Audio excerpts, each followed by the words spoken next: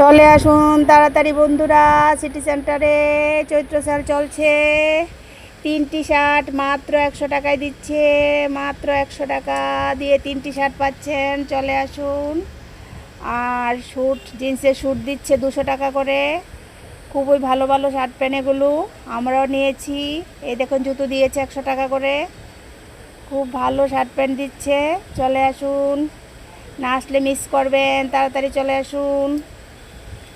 এই যে দেখুন, আর মাত্র কয়েক ঘন্টা, তারপরেই চলে আসবে নতুন বৎসর, তখন কিন্তু আর পাওয়া যাবে না।